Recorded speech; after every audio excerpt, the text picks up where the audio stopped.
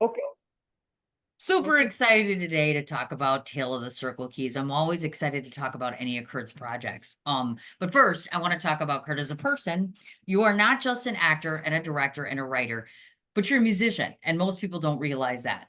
I want you to tell me a bit about the effect that music has on your life and tell me how you feel music affects a film.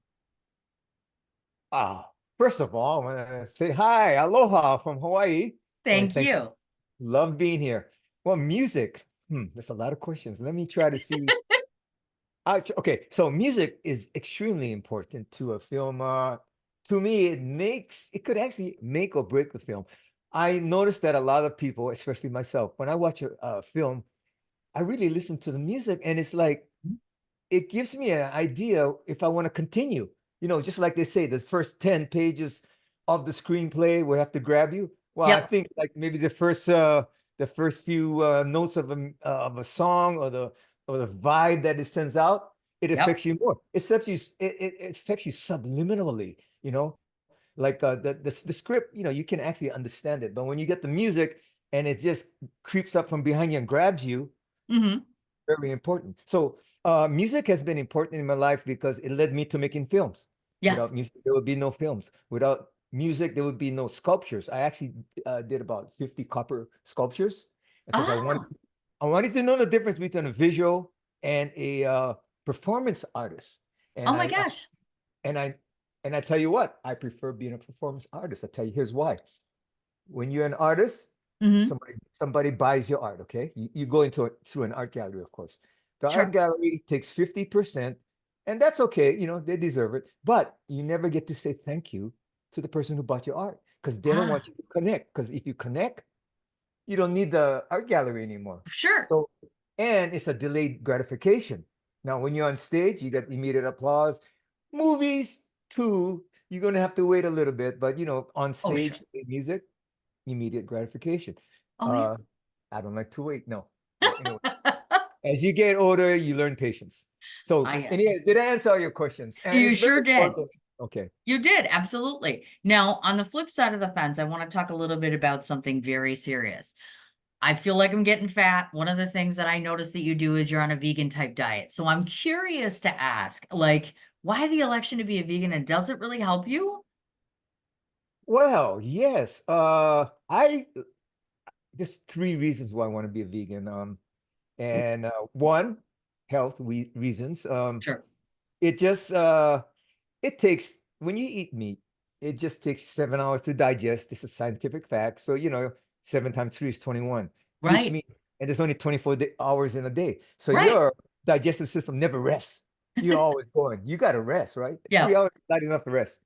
Vegan meals, 1, 2 hours, you're Yeah. resting most of the time. Two, uh, uh, it's good for the planet. I mean, it's scientific fact. It is. It takes just so much to just get 1 pound of meat. I mean, it's so much air, so much resources, so much carbon footprints. Number three, I just can't stand the slaughter, the killing, the lifestyle that is so Right. powerful for the animals. Because let's face it, if we all had to kill our own animals, I think we'd all be vegan. No You know, kidding. not all, but most of us, except the Yeah. hunters. You know, so yeah, those are my three reasons being a vegan, and I think and I don't have to lose weight. I don't do it to lose weight, but I think you will. It just happens. I'm trying, I'm working on it, especially when you're in front of the camera all the time. It's kind of like you're almost subconsciously always watching, like, okay, you have to have best foot forward, except on Zoom, see, because nobody can see me right now. So I'm like, this is kind of cool. Just got the upper Oh, part. you look great. You are too kind, my friend. More skills. And just when you think you weren't talented enough, you also do graphic design and painting as well. So I want to ask you on the painting side of the fence, tell me what it is that you bring to film that maybe also translates to your painting or vice versa. Well, of course, when you paint, you have perspective. You have a canvas. It's only so big. Same Yeah. thing. Camera lens is similar, right? And the Mm. colors uh blend to each other. There's a background and there's the colors that's go in front of it, and then there's the accent colors, and basically every frame becomes a picture. and that helps. Oh, you betcha. In fact, I do painting once in a great while, not often enough, but I do like to paint little things. Well, it's more paint by number, but I'm like, I find it very relaxing. It's just calming to sit there, work with color a little bit. Sometimes you have to have that sort of thing. I just think it's important. Tell everyone what Art Zone is because that's important. Yes. Art Zone is actually a creative spot that I created for musicians, performance artists, and for visual artists. So Yes. basically, you can hang your art there, you can perform there, and yeah, and it's a safe space and an intimate theater space that can fit. We squeezed in 120 people, Oh my and gosh. uh, it's like a theater in the round, Okay. and 80 can fit on the bottom and 40 on the top. And Very nice. what I like to tell everyone is that once you come to the art zone, you never will be the same when you leave. I feel like the Art Zone should house the film festival. I'm kind of like, let's just have the film festival in Hawaii. I've never been there. Why don't we just do it? I have a 6 by 8 foot LED screen. The only thing is pixelated unless you get kind of far back. It's good. It's just Uh-huh. it's not a regular screen, but Okay. yeah, great idea. It is a If great idea. I would love that. And it's beautiful there, you know. That's what they tell me. My kids have been there. I haven't been there, but I'm like, okay. Speaking of Hawaii, I want to mention this because recently when I was doing my research, I want to know, apparently there's a dry spell as it relates to film work around there. Is that still happening or do you feel like things are starting to pick up? it is getting pretty dry here. We Oh used to no. have at least we had Hawaii 5-0, Magnum PI. Yeah. They were running together, so there were two, and of course some major films would come and go, and Yep. then those two stopped, and then we had NCIS Hawaii, and I think it's Rescue Surf. NCIS stopped. So now we Oh, have one going, and I don't know how long they're going to stay, but I've heard through the grapevine that a lot of people are looking for work. Um, but as an independent filmmaker, yes. that's kind of good for me because now I got my choice of people. So, That's true. That is but true. so yeah, it is a little dry, but maybe not for me. Ah, so there you go. There's one tiny little positive there. So before we start talking about the film, I think it's important to talk about family. I think family always has a profound effect on us as far as how we do our work, how we feel supported, how we get seen, etc. I don't want to be remiss in making a place here to mention Chase. I would like you to tell me whatever you would like about your son and whatever you want and everyone else to know about him. Huh. Okay, fair question. I Chase, my only son. Uh, he had an accident, and he was in a coma for 32 days, and he felt like hell trying to get out of it, but it wasn't meant to be. And he recently went into light, and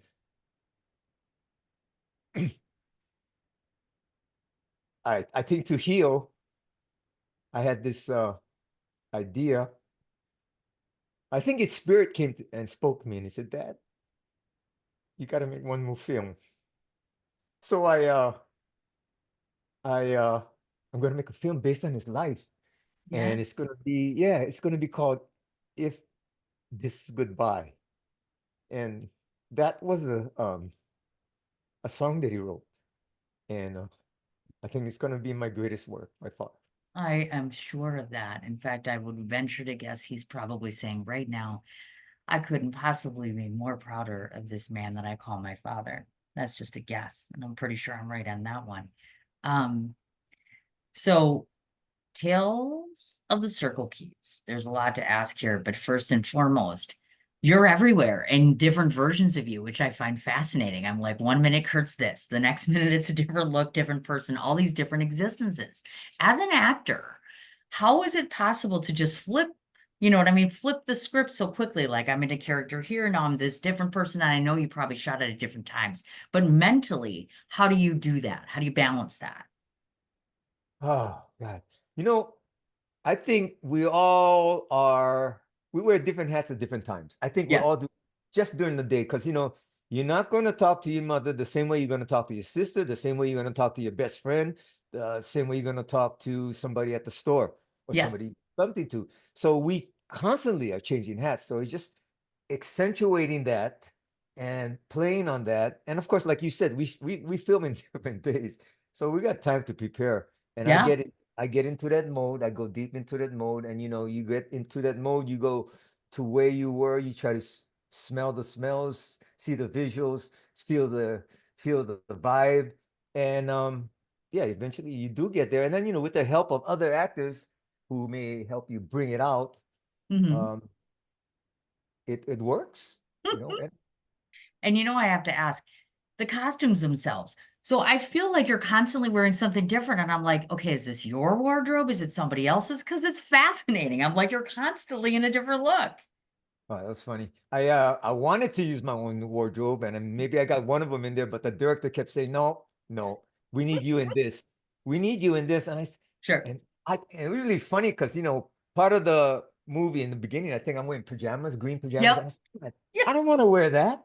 He said, so he made me wear it. The director, I had to, and it works. But Sure.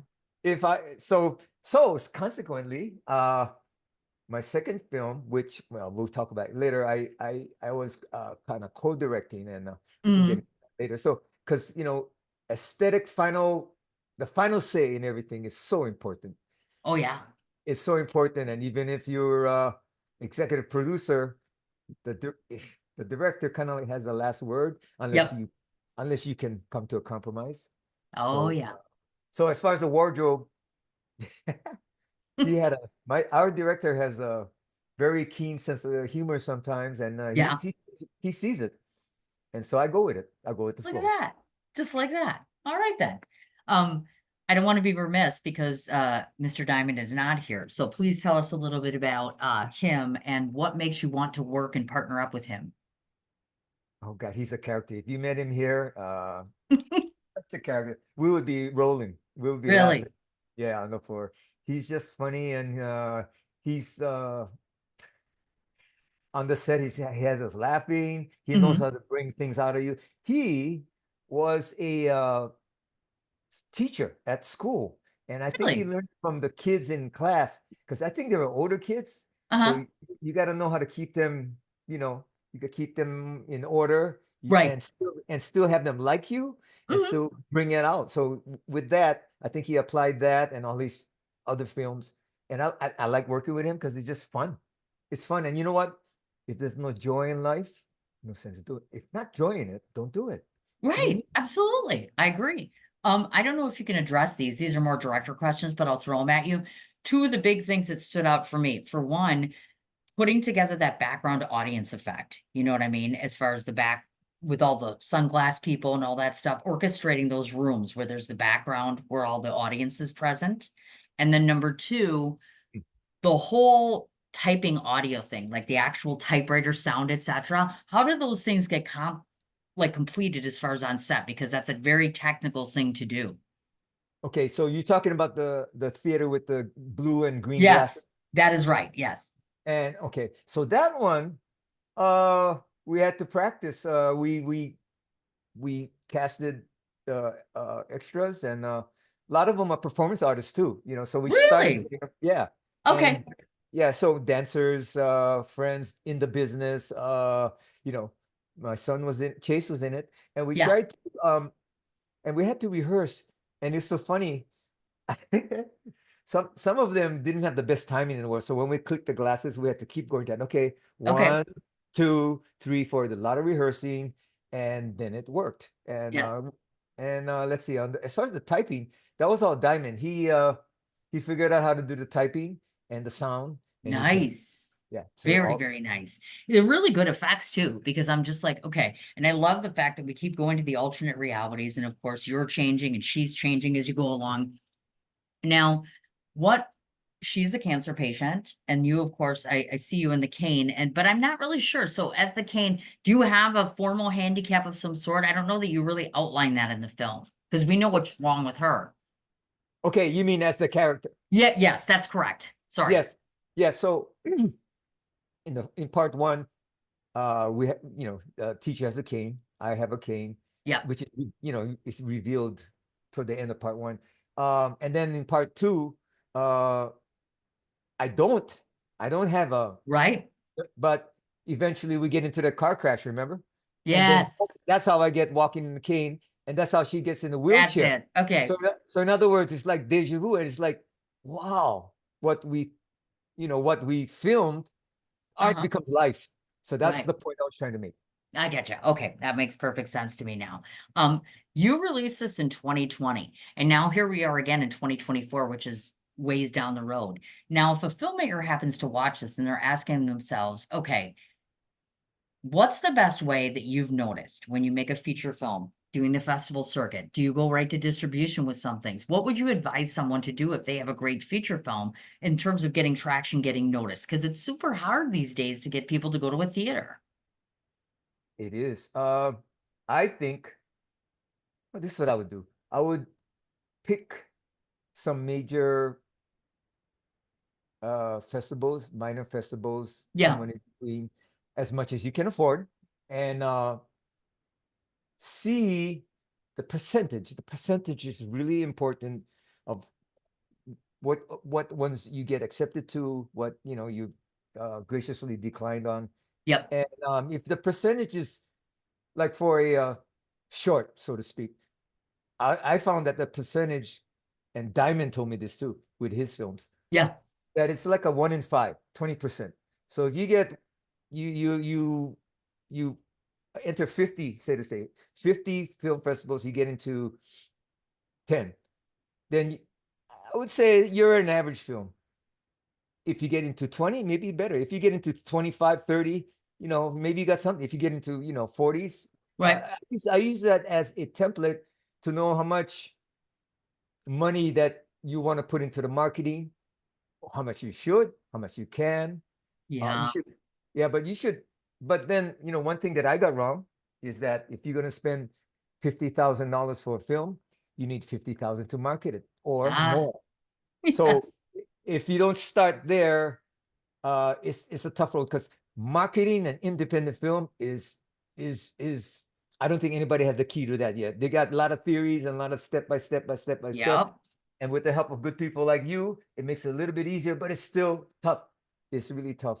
I lecture people all the time. In fact, we talk about it at the festival constantly. It's like you have to either set it aside in the budget immediately when you start doing a film, or else they come to people like me. I've been hired literally because they're like, I don't want to do the business end. I just want to go and do filmmaking. And I get that. Or they don't know how to do it. They've never been taught. And then I feel bad. I'm like, you shouldn't have to pay someone to do this, but it's kind of like you either have to budget ahead of time or you're going to pay the piper later, so to speak, I should say. Yes. Um, I have to ask you about the piano. So I've never seen that until your movie. I was like, how does that even exist? Okay. It's huge. I've never seen this. I'm like, how do you get one of those? And how do you learn how to play it? I'm not opposed to learning. I'm not gonna lie. Well, long story short, sometimes social media helps. I was on Facebook. A friend of mine posted that keyboard. Sure. I looked at it and I said, I gotta have it, right? So then I do research, la la la, and then I track down the makers. So I call them. We make a Okay. deal. And I said, by the way, when they said it's going to take 6 months to put it together. So I Yeah. said, when it's done, how many will there be in the world? I'm expecting like 200, 300, 400, right? He says two. Mine was the second one in the world. Oh my God. And today there are 9 in the world. 9 in the world, and they're all slightly different from each other because they improving it. Like mine is beautiful, but Yeah. it's really tough. It's big. It's tough to transport. Oh, I So they bet it got is. smaller. They got Yeah. smaller, so that they don't look so massive and cool, Sure. but they're very portable. You can actually take them on an airplane in 4 different bags I'm now. so jealous. I'm totally So wanting to get one of those. I'm telling you. yeah. So if I ask you, as far as the future of the film, are you doing any more festivals or what's happening with it now? This one. Okay, I'm glad you asked. So I'll bring in the other two now. So it's 2024 now, like you said. Yep. So I was blessed to be able to get the ideas, the crew and the actors and the energy Yeah. to put together 2 more films. And what better and you know what? I very loosely connected them, so it's actually a trilogy of sorts that Mhm. can stand alone. It'd be better if you watch it in order, but you don't have to. And Yeah. I thought, there's I think as sure as you know that there's power in numbers. So I think I'm gonna now seriously look at my marketing budget and try to promote them as a trilogy. Because I That think would be nice. Yeah. you get more credibility the more films. Like Right. I've heard through the grapevine, if you get 5 films, then you might be able to talk to Netflix. But until you got 5 features, don't even think about it. Yeah, it's rough. You need connections, other things. It's hard. I mean, breaking into that world is hard. I think you can get a decent indie distribution deal, but I like the idea of packaging. That's probably a really good idea. And also, I don't want to forget to ask you about what's going on with Joy and Death. Joy and Death Yeah. was just released a week ago on Amazon. And you Yep. know something funny? The first 2 films took about 3 weeks to get on. Yeah. Joy and Death took 3 months. So what I'm thinking is either they're using more discretion or they got AI involved and AI is Right. picking it apart and they got Sure. 2 process. Then they go to a human and then or there's more filmmakers and there's a traffic jam. I don't know what the answer Oh, is, but there's no way to find out where you are in queue. There's nobody you can ask. So what I did was I released it on my own website. So no and kidding. because people was I was embarrassed because I told I 3 weeks, 3 weeks. So I told, hey folks, Joy and Death just got it's finished. It's probably going to be on Amazon in a month. And then 1 month goes by, 2 months, 3 months go by. Yeah. And that's why I had to do that. But it's on it's happening and And we're it, watching it. it, We're hoping to it go can to Amazon and watch it. yeah, I would appreciate. Oh, of course you would. My goodness. Thank you so much for doing the panel, by the way, Kurt. I really appreciate it. Um, let me stop the recording here.